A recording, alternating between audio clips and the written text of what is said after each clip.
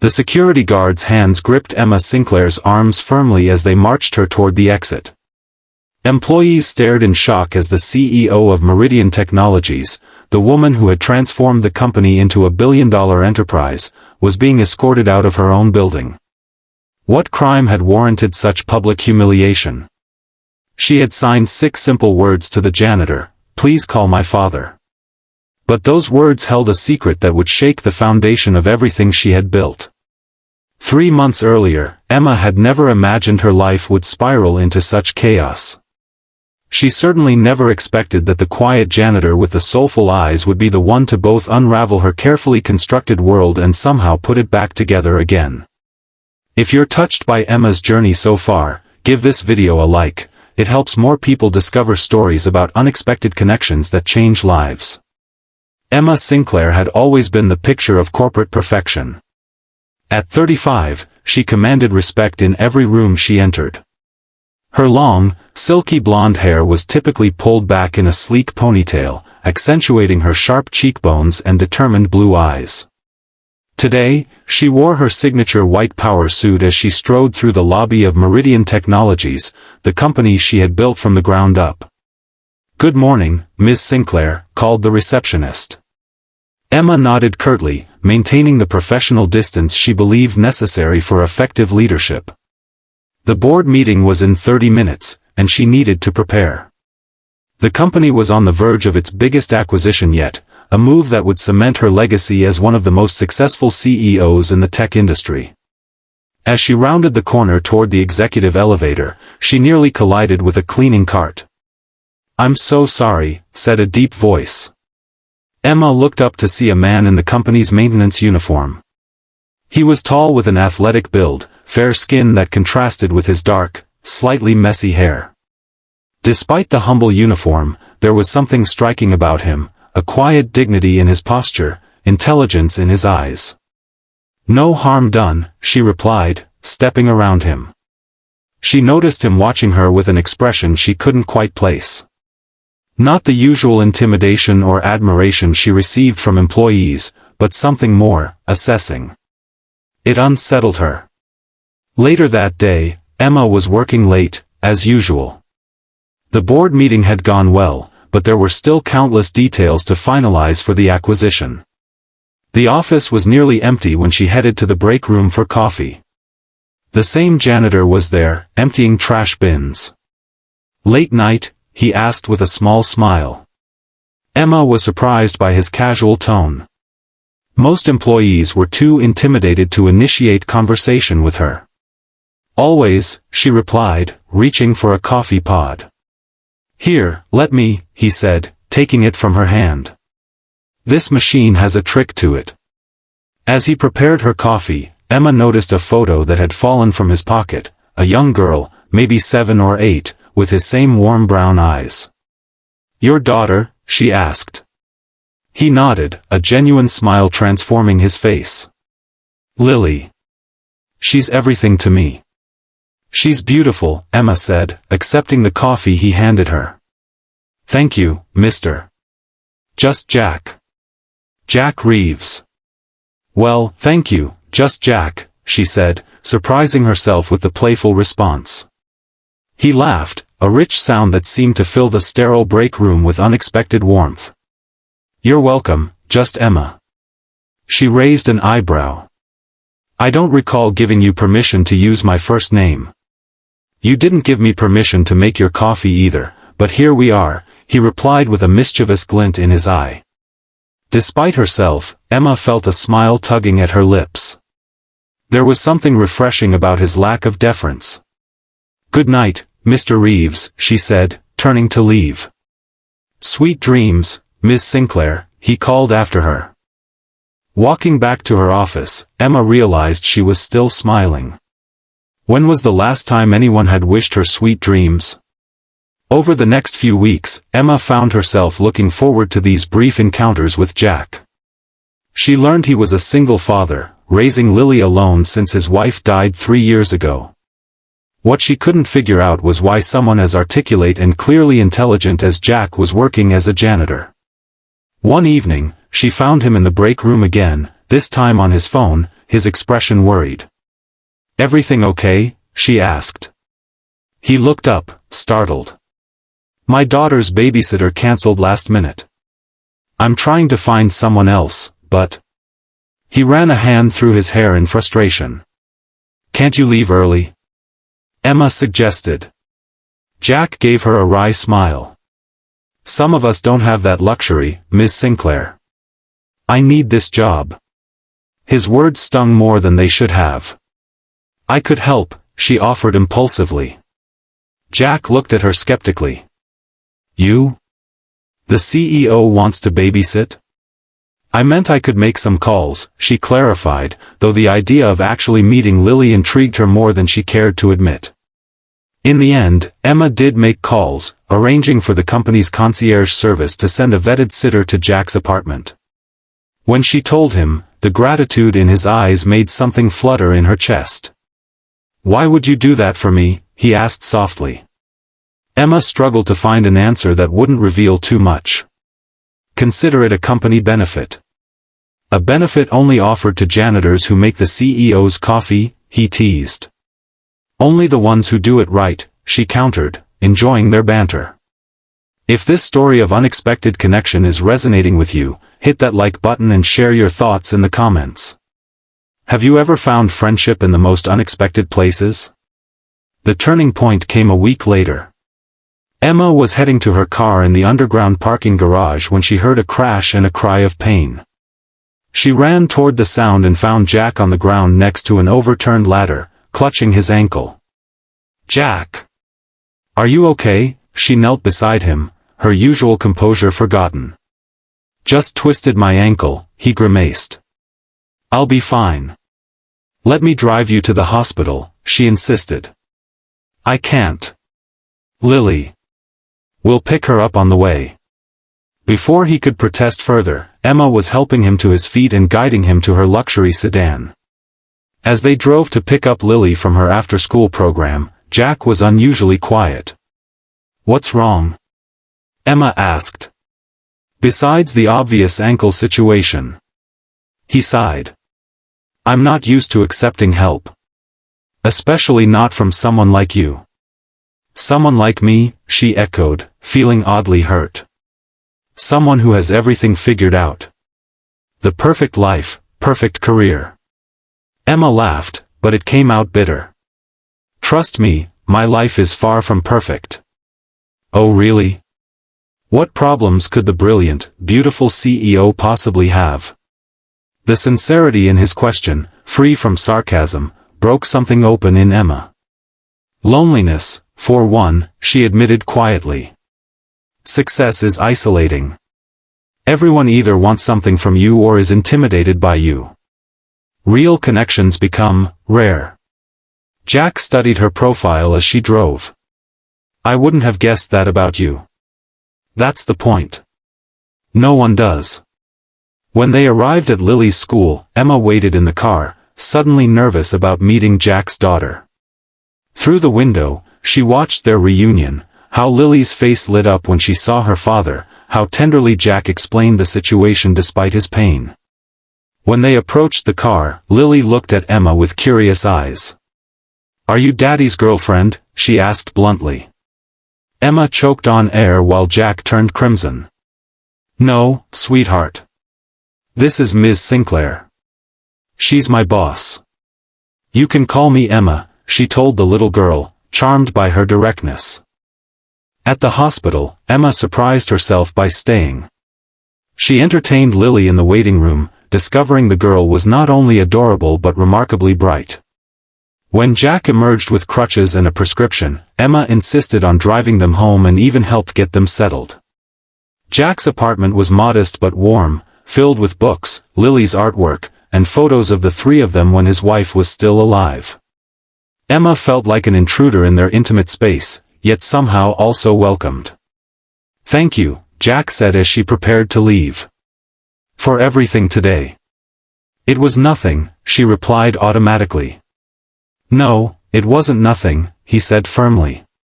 "You showed me who you really are today, Emma Sinclair. Not the CEO, just you." His words followed her home, echoing in her mind as she moved through her empty penthouse apartment. When was the last time anyone had seen just her? The next day, Emma sent Jack a text checking on him. It was the beginning of a friendship that defied the boundaries of their professional relationship. They exchanged messages throughout the day, Jack sending her funny observations about office life from his unique perspective, Emma sharing the absurdities of corporate politics.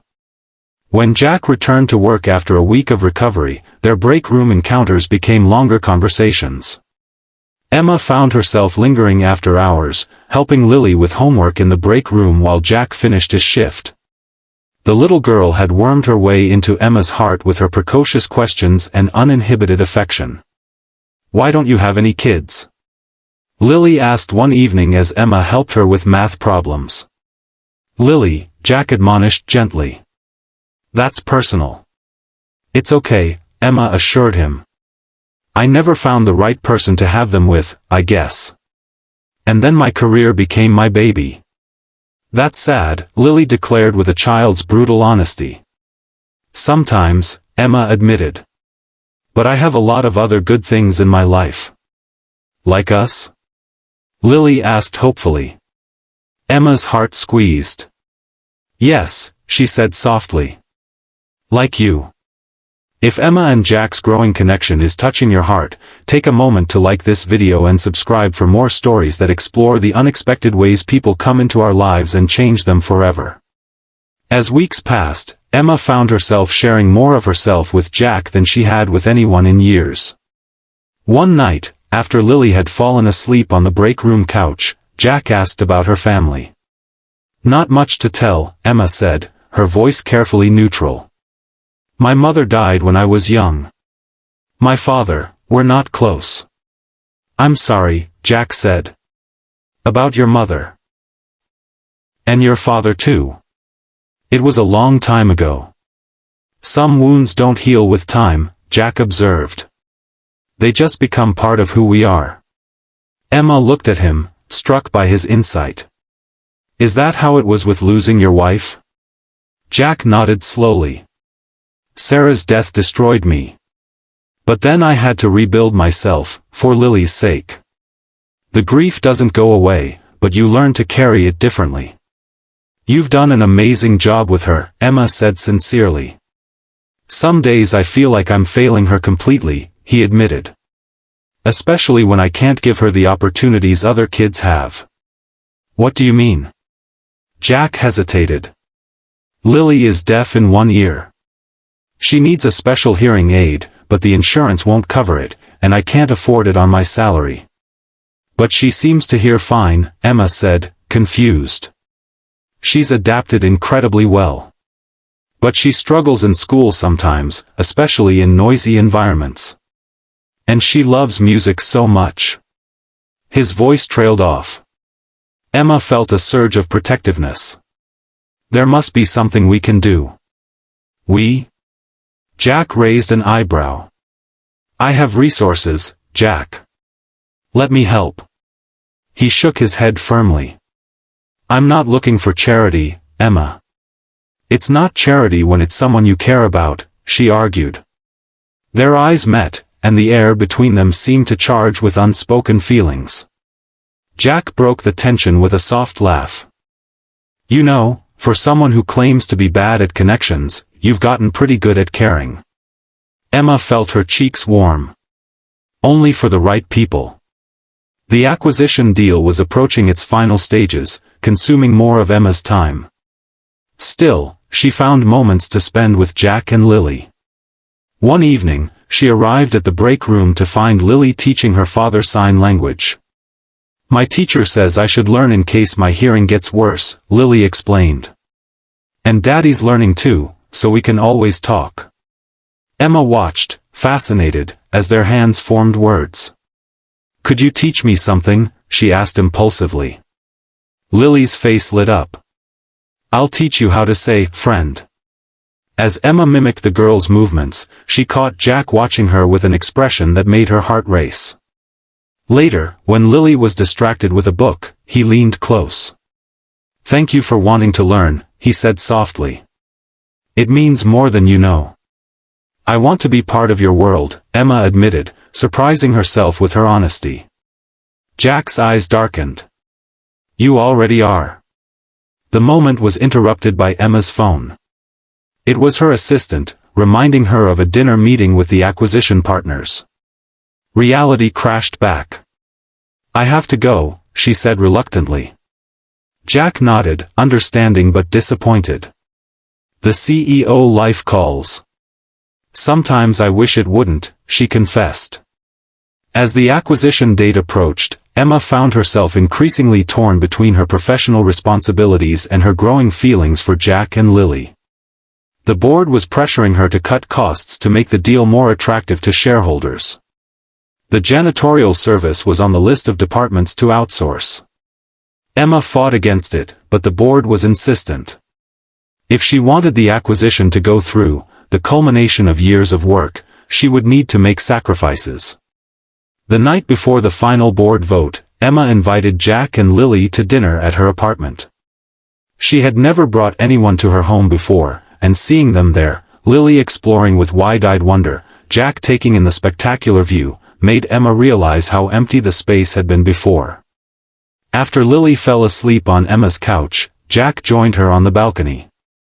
Beautiful night, he said, standing close enough that their arms brushed.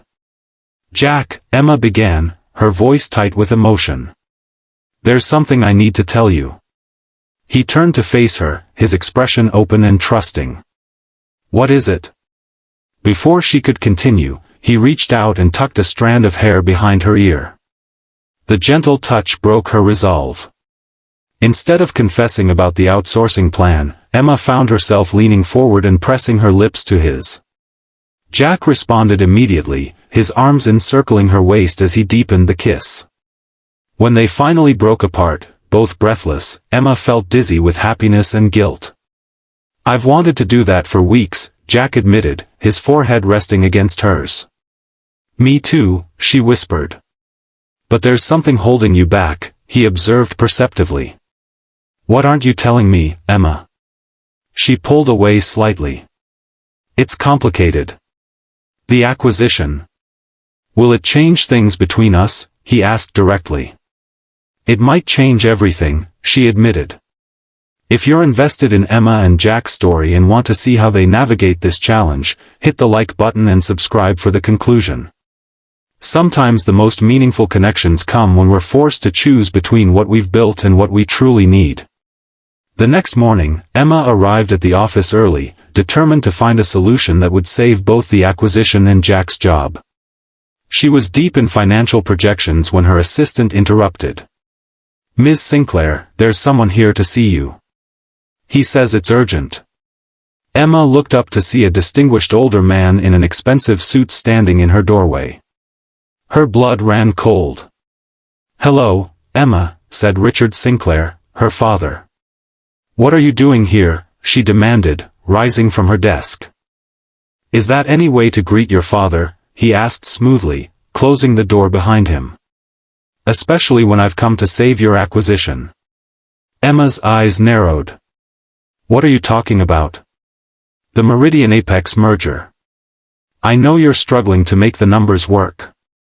He placed a folder on her desk. I can help. Emma didn't touch it. Why would you help me? You've never supported anything I've done. Because Meridian is about to become part of my company, he replied calmly. Apex Technologies is a subsidiary of Sinclair Industries. The revelation hit Emma like a physical blow. You're behind Apex? You've been orchestrating this whole deal? Not orchestrating. Observing. You've done impressive work, Emma. But now it's time to bring Meridian back into the family fold. This company is mine, Emma said fiercely. I built it without your help or your name. Did you? Her father challenged. Or did you build it to prove me wrong? To show me you didn't need me? Everything you've done has been a reaction to me, Emma. You've never been free of my influence. His words struck too close to home. Emma had spent her entire career trying to escape her father's shadow, refusing to use the Sinclair name or connections. Had that determination itself been another form of his control? The board votes this afternoon, her father continued. Without my backing, the acquisition fails. With it, Meridian thrives, but becomes part of Sinclair Industries. Your choice. He left the folder on her desk and walked out, leaving Emma shaken. She had 15 minutes before the board meeting that would determine everything. As she gathered her materials, Emma spotted Jack through her office window. He was cleaning the conference room where the vote would take place, unaware that his future hung in the balance alongside hers. Watching him work with quiet dignity, Emma made her decision. The board meeting began with Richard Sinclair making a surprise appearance. He presented himself as the true power behind Apex Technologies and offered enhanced terms for the acquisition, terms that would make the board members significantly wealthier but would place Meridian firmly under Sinclair Industries' control. When it was Emma's turn to speak, she stood slowly. For 7 years, I've led this company with one goal, to create technology that improves lives while maintaining our independence and integrity. Today, I'm being asked to sacrifice that independence for profit. She looked directly at her father. I refuse. Murmurs rippled through the board members.